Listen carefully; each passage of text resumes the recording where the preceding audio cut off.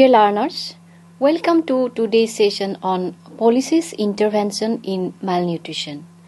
In this session, we will discuss about consequences of malnutrition, policies intervention at different level to combat malnutrition in India, and current status.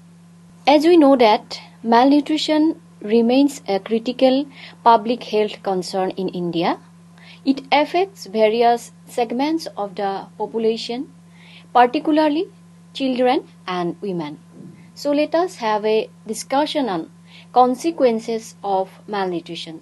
What are the consequences of malnutrition? As far as the consequences are concerned, it may be on health, it may be on economic productivity and overall human development. Physical and cognitive impairment. So what is this? Inadequate nutrition during early childhood leads to stunted growth, reduced cognitive ability and diminished physical capacity, which ultimately affect long-term productivity. Then the second one is increased disease susceptibility.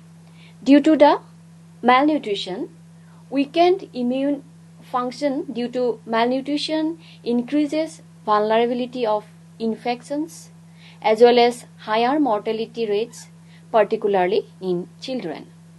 Then the next is maternal and infant health risk. Malnutrition among pregnant women elevates the risk of maternal complications, low birth weight, and neonatal mortality. So what are the economic implications? Malnutrition imposes a significant economic burden through increased healthcare cost, then diminished workforce or inefficient workforce productivity, as well as it also hindered the human capital development.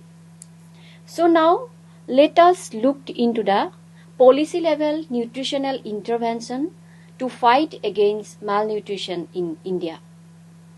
Towards the understanding of factors responsible for malnutrition, the policy makers in India adopted several multi-sectoral approaches to achieve the goal of optimum nutrition for all. Important policy interventions and programs led by Indian government to combat the problems of malnutrition can be discussed as we can categorize this intervention into two categories. One is direct policy intervention and second is indirect policy interventions.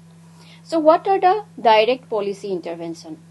If we say about the direct policy intervention, we can say integrated child development scheme, then fortification of essential food items with legal provisions, popularization of low-cost nutritious food, then control of micronutrient deficiencies. These are some direct policy intervention initiatives by Government of India. Then what are the indirect policy interventions? Guarantee food security by increasing the food grain production, then improving dietary pattern by increasing the production and per capita availability of nutrient-rich food items. Then prevention of food adulteration by law. Then next is strengthening nutrition surveillance, improving purchasing power of rural and urban landless poor, improving the efficiency of public distribution systems. These are some indirect policy intervention of Government of India. Besides the direct and indirect policy interventions, the Government of India adopted various initiatives over the years to improve the nutritional status in the country. So you can see in the table provides a list of various programs and schemes that have been launched over the years as policy intervention to improve nutritional level among population. So in the year 1962 or 1963, the midday meal program was started, and there are many programs that have been initiated by Government of India from 1962 till 2021. In the list, you can see the plans and program till 2017. Now let us have a look into the certain recent initiative by Government of India. The first one is the National Food Security Act, NFSA. The National Food Security Act legally entitles up to 75% of the rural population and 50% of the urban population to receive subsidized food grains through the targeted public distribution systems. NFSA covers approximately 81 crores beneficiaries across India, including 16 crores women, and it reflects its commitment to empowering women. This broad coverage encompasses both priority household and Antyodaya Anna Yojana categories, who actually ensures subsidized food grains which are actually accessible to a substantial portion of the population. Then the second one is Pradhan Mantri Garib Kalyan Anna Yojana. This was launched with a specific purpose of ameliorating the hardship faced by the poor and needy due to economic disruptions caused by COVID-19 pandemic in the country. The central government has decided to extend the Pradhan Mantri Garib Kalyan Anna Yojana for an individual additional 5 years starting from January 1, 2024. And this initiative will provide free food grains to approximately 81.35 crores beneficiaries. Then the next is PM Poshan Shakti Nirman Scheme. So this scheme aims to tackle hunger and improve education by enhancing the nutritional status of children in government and government-aided schools, and by encouraging regular school attendance among disadvantaged students. Honorable Prime Minister has approved the continuation of the national scheme of PM Poshan in school for the 5-year period, that is from 2021-22 to 2025-26. The next is Antyodaya Anna Yojana. The Antyodaya Anna Yojana is an essential social welfare initiative aimed at ensuring food security for the most vulnerable segment of society. This program now supports over 8.92 crores individuals, and notably among these beneficiaries, more than 2 crores women, highlighting the program's focus addressing the needs of female participants and ensuring their access to critical resources. And this targeted approach not only addressed the nutritional needs of the poorest families, but also emphasized the importance of including women in social welfare schemes, which basically ensures that their needs are met and they are empowered in the process. The substantial number of female beneficiaries reflect the program's commitment to reaching out to all segments of society and making a positive impact on their lives. Next is rice fortification in India. So what is the rice fortification? It is basically fortified rice that has been enhanced with essential vitamins and minerals, which basically improve the nutritional value. Since the year 2019-20 through March 31, 2024, approximately 406 lakh metric ton of fortified rice have been distributed through the public distribution systems. Then price stability and affordability. The government has utilized the price stabilization fund to manage price volatility in essential agri-horticultural commodities, ensuring that individuals, especially those from lower income groups, so that they do not face any difficulties due to fluctuation of the prices. The onion buffer has increased from 1 LMT in 2020-21 to 7 LMT in 2023-24, and this strategic approach aims to stabilize price and prevent significant fluctuation that could otherwise impact the availability and affordability of these essential items. Then now coming to the ministerial level efforts to combat malnutrition in India. So what happened? Due to continuing food and nutritional insecurity, and alternative strategy of development become a national priority, and this gave the rise to a number of interventions and strategies to improve the combination of the most vulnerable sections in the country. The strategic combat to malnutrition was further consolidated by decentralizing the effort at ministry as well as community levels. Different ministries have been directed to implement programs and schemes which basically help in alleviating the food and nutritional insecurity in country. You can see in the figure the intervention adopted by different ministries to combat malnutrition in India. So these are Ministry of Rural Development, then Ministry of Social Welfare, Ministry of Health and Family Welfare, then the Ministry of Education.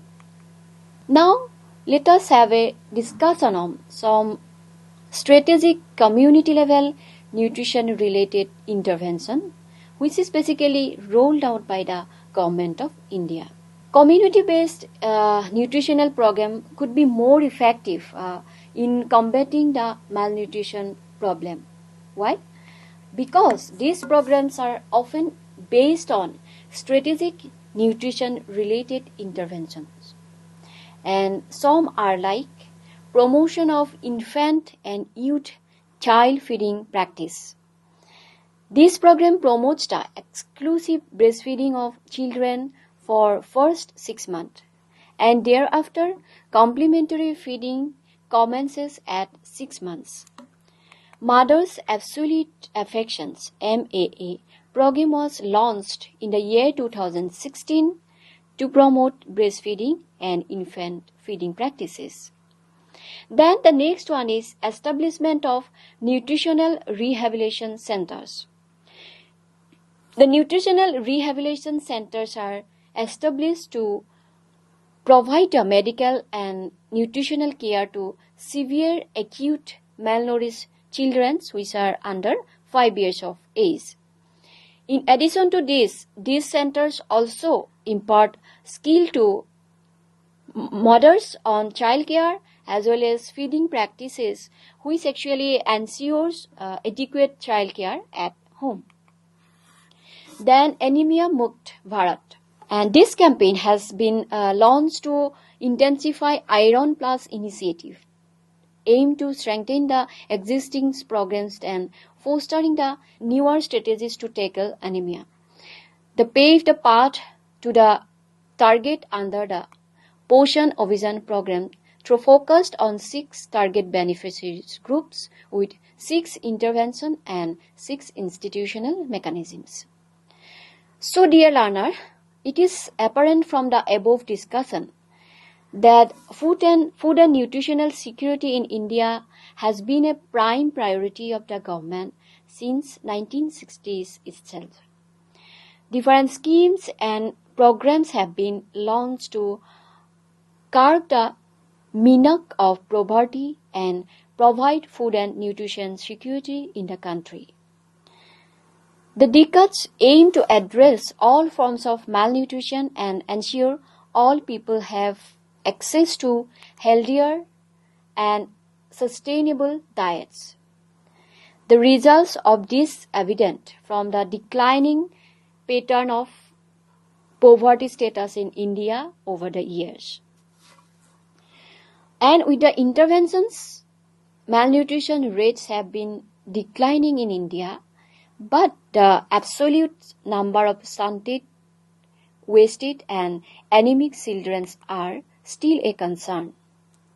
And with a prodigious challenges of triple burden of malnutrition, we have already discussed in the previous sessions, that is undernutrition, overnutrition and micronutrient malnutrition, which is facing India, and due to the cultural and geographical variance across states, combating malnutrition requires a granular approach. Undernutrition and stunting continue to persist as major challenges. India is home to nearly one-third of the world's stunted children and half of the world's wasted children. If we see the current status, that is undernourishment, as of 2023, approximately 14.37% of India's populations, or around 61 million people, are undernourished. Then, if we see the stunting, that is 35.5% of children under 5 years suffers from stunted growth due to chronic undernutrition, and this is according to NFSS 5 2019-21. 19.3% of children under 5 years are affected by wasting, which is a severe form of malnutrition. This is also according to NFSS 5. Then 32.1% of children under 5 years are classified as underweight. Then prevalence rates of anemia are 25% among men age between 15 to 49 years, and 57% among women age are 15 to 49 years, and 31.1% among adolescents boys, that is 15 to 19 years. According to Global Hunger Index 2024, India ranks 105 out of 121 countries with a hunger score categorized as serious. Notably, India has the highest child wasting rate globally at 18.7%. This is according to GSI 2024, that is Global Hunger Index Report 2024. So this is the current scenario of malnutrition or food security status in India. So we need certain effective strategies to tackle malnutrition in India. So let us have a discussion on that. First one is fortification of staple foods. Fortification, that is the process of adding essential nutrients to staple foods, offers a cost-effective, scalable solution to combat malnutrition. A notable example is the adoption of iodized salt under the National Iodine Deficiency Disorder Control Program 1992, which significantly reduced goiter prevalence in India. Expanding food fortification efforts can enhance the overall nutritional intake of vulnerable population. Then next is development of targeted social and behavior change communication. A well-structured social and behavior change communication action plan should be developed to create awareness and influence dietary habits. This plan should define clear objective and target audiences. It should use culturally relevant messages and engagement strategies, involve multi-sectoral collaborations for effective implementation. Then the next is strengthening healthcare infrastructure. Improving the healthcare infrastructure is very important, particularly in rural areas, to ensure early detection and management of malnutrition. Key recommendations may include enhancing the capacity of healthcare workers to diagnose and treat malnutrition, expanding access to healthcare by adding 3 5 million additional hospital beds to meet the growing demand, increase government health expenditures from 1.2% to 2.5% of GDP by 2025 as recommended by the National Health Policy. Then the next one is robust monitoring and evaluation systems. It is very important to establish strong monitoring and evaluation framework, and that can improve the effectiveness of nutrition interventions. For example, the Portion Tracker records real-time data on malnourished and severely malnourished children. Anganwadi Center enabling time actions. Then the next one is promotion of locally available nutrient-rich foods. Encouraging the consumption of traditional and locally available foods are very important because these can enhance dietary diversity and nutrition security. Community-based efforts, community involvement is another essential strategies that focus on promoting indigenous crops rich in essential vitamins and minerals. Then next is community-led nutrition initiative. Empowering communities to take ownership of nutrition programs can drive long-term impact.